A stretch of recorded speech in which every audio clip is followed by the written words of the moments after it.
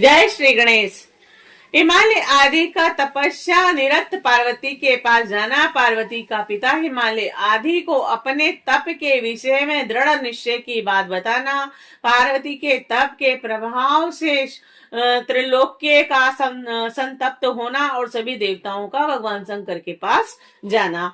ब्रह्मा जी बोले, हे मनुष्य, शिव जी की प्राप्ति के लिए इस प्रकार तपस्या करती हुई पार्वती का बहुत समय व्यतीत हो गया तो भी शंकर प्रकट नहीं हुए। तब अपने संकल्प में दृढ़ निश्चय वाली परमेश्वरी पार्वती के समीप अपनी भार्या यानी पुत्र तथा मंत्रियों सहित आकर गिरिराज हिमालय उनसे कहने लगे। हिमालय बोले, माँ भागे, हे पार्वती, तुम इस तप से दुखी मत हो। हे बाले, रुद्र विरक्त हैं और इसीलिए उन्हें दर्शन नहीं दे रहे हैं और इनमें संदेह नहीं है।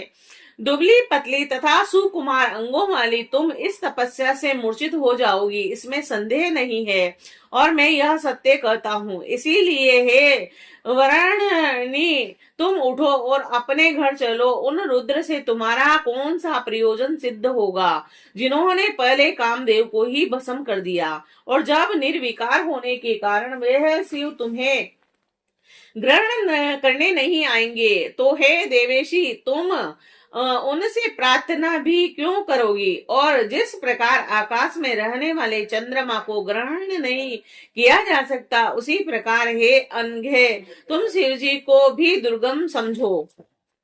ब्रह्मा जी बोले, इस प्रकार मेना, सहाद्री, मेरु और मंदार एवं मेनाक ने भी उन सती को बहुत समझाया और अन्य क्रांचा आदि प्रबत्तों ने भी अनेक कारणों को प्रदर्शित करते हुए आतुरता से रहित उन पार्वती को समझाया।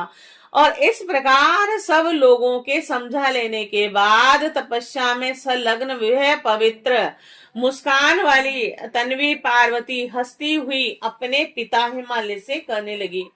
पार्वती बोली, हे माता, हे पिता, मैंने जो बात पहले कही थी, क्या आप लोग उसे भूल गए हैं? हे बंधुगण, इस समय आप लोग भी मेरी प्रतिज्ञा सुने। जिन्होंने क्रोध से कामदेव को जला दिया वह महादेव निश्चय ही विरक्त हैं, किंतु उन भक्त वत्सल शंकर को मैं अपनी तपस्या से संतुष्ट करूंगी।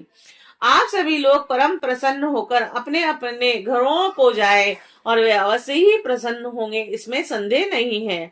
और जिन्होंने कामदेव को भस्म कर दिया था और जिन्होंने पर्वत को वन को भी जला दिया था, उन सदा शिव को मैं केवल अपनी तपस्या से यहाँ अवश्य बुलाऊंगी। हे महाभागों, वे सदा शिव महान तपोबल से अवश्य प्रसन्न हो जाते हैं, यह निश्चय जानिए। मैं आप लोगों से सत्य कह रही हूँ।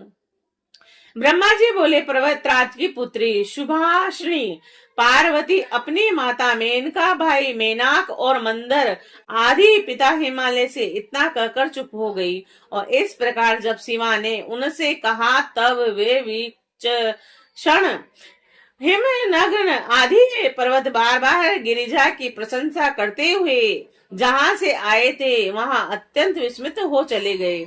और उन सबके चले जाने पर सखियों सहित वे पार्वती परमार्थ के निश्चय से युक्त हो और अधिक दृढ़ता से महान तपस्या करने लगी। हे मुनि श्रेष्ठ, उस महान तपस्या से देवता, असुर और मनुष्य सहित चराचर त्रिलोक्य संतप्त हो उठा और उस समय समस्त सुर, असुर, यक्ष, किन्नर, चारण, सिद्ध और साध्य, मुनि, विद्याधर, महान उरग और प्रजापति एवं गुहक आदि अन्य प्राणी बड़े कष्ट को प्राप्त हुए, किंतु वे इसका कारण न समझ सके। और तपते हुए समस्त अंग वाले तथा व्याकुल वे सभी इंद्र आदि परस्पर मिलकर गुरु बृहस्पति से परामर्श करके मुझ ब्रह्मा की शरण में सुमेरु पर्वत पर गए और नष्ट क्रांति वाले तथा व्याकुल वे सब वहां पहुंचकर शीघ्र प्रणाम करके तथा स्तुति करके एक साथ मुझ से कहने लगे। देवता बोले, हे विप्रभो, इस चराचर संपूर्ण जगत का आपने ही निर्माण किया है, किंतु इस समय यह सारी सृष्टि क्यों जल रही है और इसका कारण ज्ञात नहीं हो पा रहा है। हे प्रभु, हे ब्राह्मण, इनका कारण आप बताइए, क्योंकि आप ही इसे जानने में समर्थ हैं। हम देवगणों का सारा शरीर जल रहा है। दगध होते हुए शरीर वाले हम देवताओं का आपके अतिरिक्त कोई रक्षक नहीं है। ब्रह्मा जी बोले, इस प्रकार देवताओं की बात को सुनकर मैं शिव जी का स्मरण कर हृदय में सोचने लगा कि यह सब पार्वती की तपस्या का फल है। सारा विश्व जल जाएगा। यह जानकर मैं भगवान विष्णु से निवेदन करने के लिए उन सभी के साथ आदर पूर्वक शीघ्र क्षीर सागर गया और देवगणों के साथ वहां जाकर मैंने देखा कि नारायण सुख पूर्वक आसन पर विराजमान है। और उस समय मैं उन्हें प्रणाम कर तथा स्तुति करके हाथ जोड़कर कहने लगा, हे महाविष्णु, तपस्या में संलग्न पार्वती की परम कठोर तपस्या से हम लोग संतप्त हो रहे हैं, अतः हम शरणागतों की आप रक्षा कीजिए। हम देवताओं का ऐसा वचन सुनकर शेषासन पर बैठे हुए परमेश्वर रमेश्वर हम लोगों से कहने लगे। विष्णु बोले, मैंने सारा कारण जान दिया है। आप सब लोग पार्वती की तपस्या से संतप्त हो रहे हैं, अतः आप लोगों के साथ अभी परमेश्वर के पास चल रहा हूँ। हे देवगणों, हम लोग सदा शिव के समीप चलकर उनसे प्रार्थना करें कि पार्वती का पानी ग्रहण करें, क्योंकि शिव जी के द्वारा पार्वती का पानी ग्रहण करने पर ही लोक का कल्याण होगा। और देवाधिदेव पिनाकधारी सदाशिव पार्वती को वर प्रदान करने के लिए जिस प्रकार उदत्त हैं, उसी प्रकार का उपाय हम लोगों को इस समय करना चाहिए।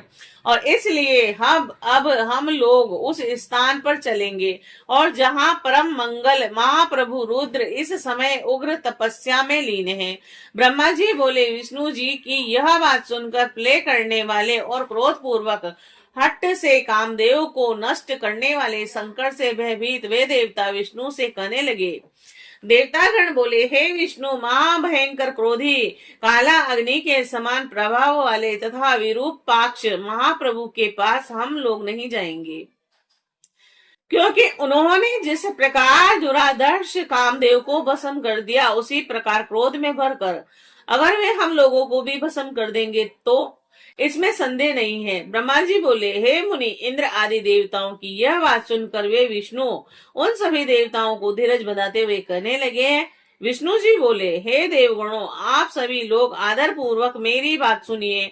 वे सदाशिव आप लोगों को भस्म नहीं करेंगे, क्योंकि वे देवताओं के भय को नष्ट करने वाले हैं। और इसीलिए आप सभी बुद्धिमान लोग शंभु को कल्याणकारी मानकर मेरे साथ उन परम प्रभु के पास चलिए।